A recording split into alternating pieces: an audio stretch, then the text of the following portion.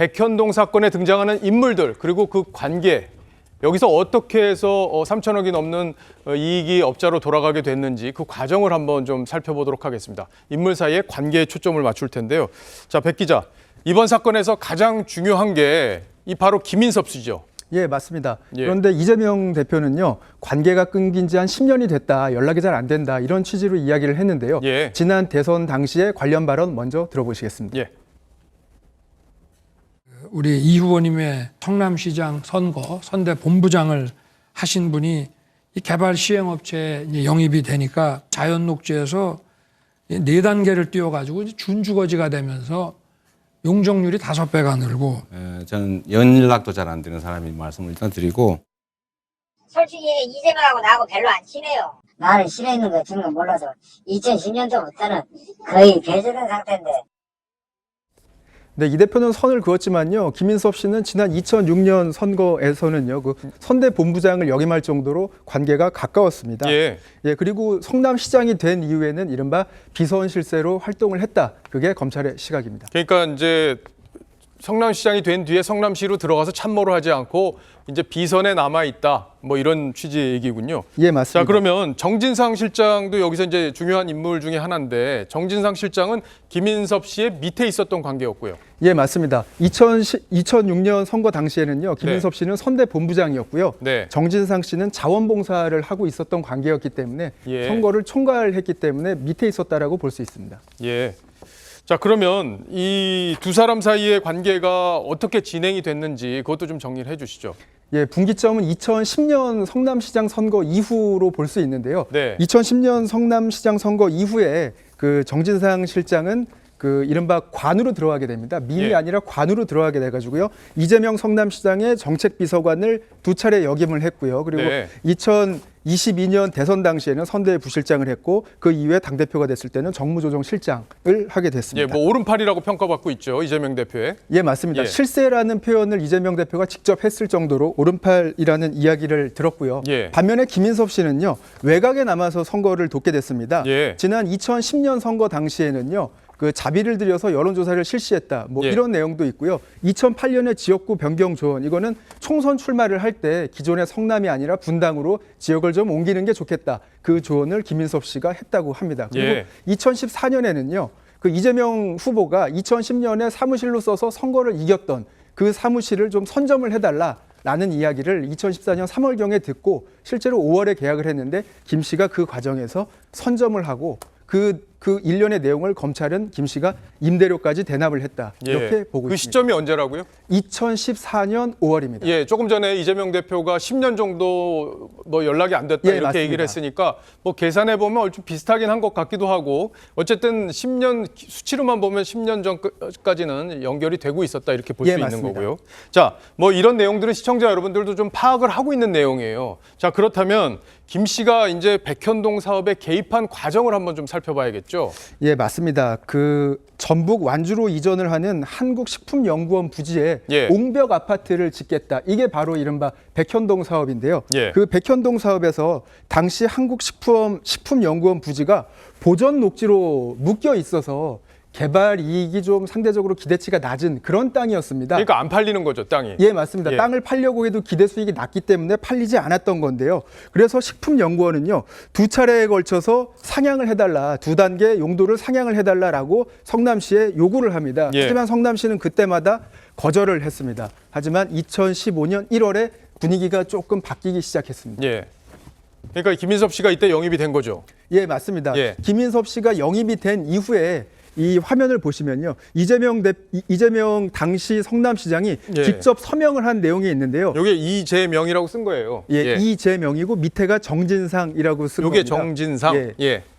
근데 이제 크게 좀 만들어주면 잘 보였을 텐데요. 그죠? 예, 그 당시에 그 이재명 대표가 용도 변경 4단계 상향을 하는 검토 보고서에 직접 결재를 하면서 승인을 합니다. 예. 그러면서 검토 보고서에 승인을 했고 대략 한 5달 뒤쯤에 실질적으로 성남시가 4단계 상향을 결정을 합니다. 예. 그리고 예, 그다음에? 4단계 상향을 결정을 합니다. 그 다음에는 임대 조건, 임대 아파트를 비율을 줄이는 것도 이제 진행이 됐군요. 예, 맞습니다. 이 당시에도 이재명 대표가 이재명 시장이 당시에 직접 서명을 해가지고요. 예. 그 공공기업 부분을 임대 100%에서 당시 최저 수준인 10%로 임대 비율을 낮추는 거. 예. 그러니까 말하자면 사업자 입장에서는 기대 수익이 최대치로 올라가는 그런 내용의 검토 보고서에 직접 결재를 했던 겁니다. 예.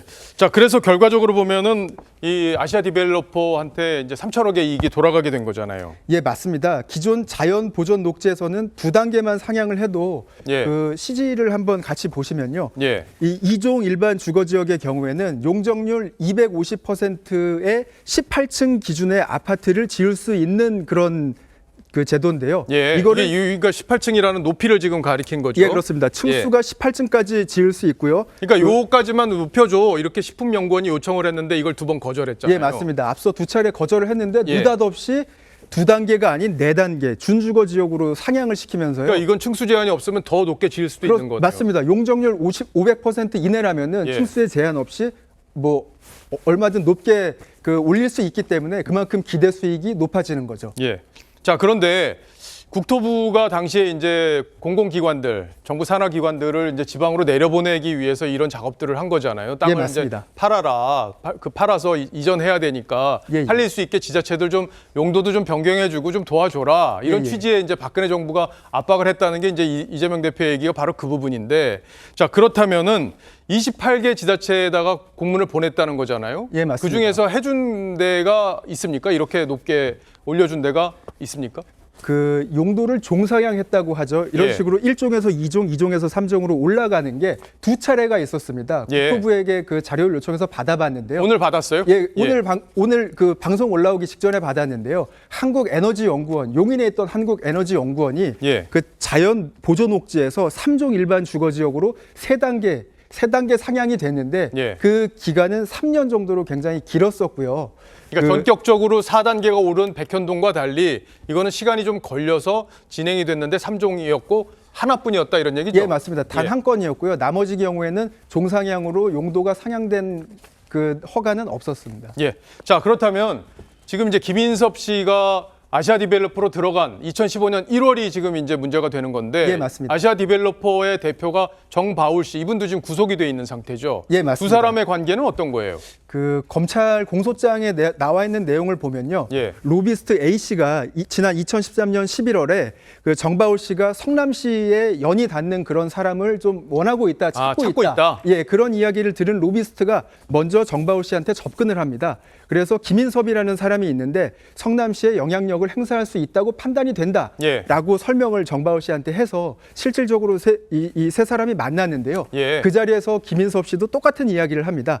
내가 성남시에 영향력을 행사할 수 있다. 이 같은 취지의 이야기를 해서 그 이후에 정바울 씨와의 관계가 돈독해진 것으로 예. 검찰은 보고 있습니다. 그러니까 김인섭 씨가 이재명 대표의 선거를 여러 번 도왔고, 그리고 외곽에 있었기 때문에 영향력을 행사할 수 있는 위치에 있다고 로비스트 A 씨는 봤고, 그래서 소개를 해줬고, 그래 내가 할 수 있어 이렇게 해서 영입이 됐다 이렇게 좀 볼 수 있는 맞습니다. 건데, 예. 자, 그런데 분양 수익이 이제 3천억이 넘게 났어요. 예. 그 중에 이제 아시아 디벨로퍼가 가져간 돈이 뭐 700억이 넘잖아요. 예, 맞습니다. 그 중에 일부가 김인섭 씨한테 돈이 넘어왔죠.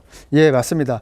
그 일단 정바울 씨가 먼저 어느 정도의 수익을 거뒀냐면요. 예. 분양 수익으로 3,185억 원을 얻었고요. 그 배당 수익으로만 또 700억 원을 추가적으로 확보를 했습니다. 예. 그래서 뭐 대략 한 885억 원가량이 되는데요. 이 가운데 김인섭 씨한테 검찰이 파악한 바로는 총 82억 원이 넘어갔다고 검찰은 보고 있고요. 이 알선 수재 혐의라고 해가지고 그 아시아 디벨로퍼가 백현동 사업을 진행하는 과정에서 그 특혜를 제공을 했고 여러 편의를 제공했다라는 그 제공한 차원에서 82억 원을 받았다라고 검찰이 판단을 하고 있고 그 내용 관련해서 지금 현재 구속된 상태로 재판을 받고 있습니다. 예. 그러니까 로비를 해서 뭔가 일을 해줬다는 게 알선수재. 예, 그렇죠? 맞습니다. 돈을 받았으니까 그런 혐의로 지금 현재 구속이 돼 있고 재판을 받고 있다. 자, 그런데 이 정 대표 정바울 씨가 이런 얘기도 했잖아요. 재판에서 김인섭 씨가 200억을 자기한테 요구했는데 두 사람한테 주려고 하는 걸로 자기는 생각했다. 이런 얘기도 했죠. 예, 맞습니다. 예. 방금 말씀하신 게 지난달 18일 공판이었는데요.